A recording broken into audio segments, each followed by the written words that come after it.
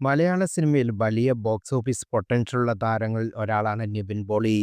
കരയിലെ ആദ്യ ചിത്രത്തിലൂടെ തന്നെ നിവിൻ അത് തെളിയിച്ചിട്ടുമുള്ളതാണ്.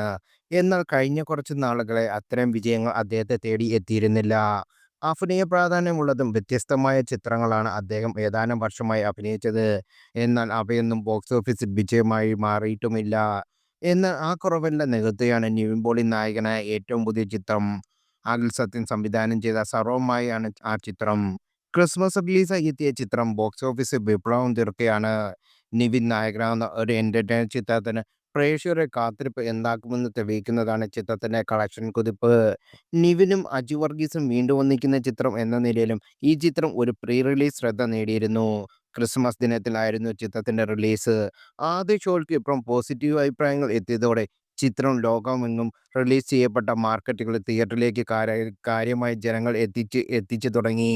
അതിപ്പോഴും തുടരുകയാണ്. ഒരു സുപ്രധാന ബോക്സ് ഓഫീസ് ലിസ്റ്റിലേക്ക് വൺ എൻട്രി നടത്തിയിരിക്കുകയാണ് നിവിൻ പോളി ഇപ്പോൾ. റിലീസ് വാരാന്ത്യത്തിൽ ആഗോള ബോക്സ് ഓഫീസിൽ നിന്ന് ഏറ്റവും കൂടുതൽ കളക്ഷൻ നേടുന്ന 10 മലയാള ചിത്രങ്ങളുടെ ലിസ്റ്റിലേക്കാണ് ആ എൻട്രി. ലിസ്റ്റിൽ വെറും എൻട്രി അല്ല, മറിച്ച് 6-ം സ്ഥാനത്താണ് സർവ്വമായി എത്തിയിരിക്കുന്നത്. മമ്മൂട്ടി നായകനായ ഭീഷ്മപർവം, ടർബോ, കലങ്കാവൽ, പൃഥ്വിരാജിന്റെ ഗുരുവായൂർ അമ്പലനടയിൽ എന്നീ ചിത്രങ്ങളെല്ലാം ലിസ്റ്റിൽ പിന്നിലാക്കിയിട്ടുണ്ട് സർവ്വമായ. 10-ം സ്ഥാനത്തുണ്ടായിരുന്ന ഫഹദ് ഫാസിലിന്റെ ആവേശം പട്ടികയിൽ നിന്ന് പുറത്താകുകയും ചെയ്തു. 175.60 കോടി എന്ന വമ്പൻ നേട്ടവുമായി എമ്പുരാൻ 1-ം സ്ഥാനത്ത് നിലയുറപ്പിച്ചിരിക്കുന്ന ലിസ്റ്റിലാണ്.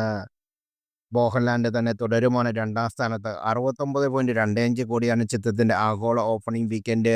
കല്യാണി പ്രിയദർശന്റെ ലോകയാണ് 3-ം സ്ഥാനത്ത്. 66.30 കോടിയാണ്.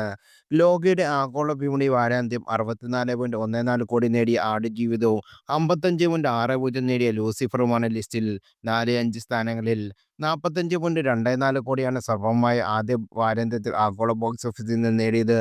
ഭീഷ്മപർവം 44.6 കോടിയും ടർബോ 44.55 കോടിയും കളങ്കാവൽ 44.15 കോടിയും ഗുരുവായൂർ അമ്പലനടയിൽ 43.22 കോടിയാണ് എന്നിങ്ങനെ ലിസ്റ്റിൽ മറ്റ് ചിത്രങ്ങളുടെ ആഗോള ഓപ്പണിംഗ് വീക്കെൻഡ് കളക്ഷൻ.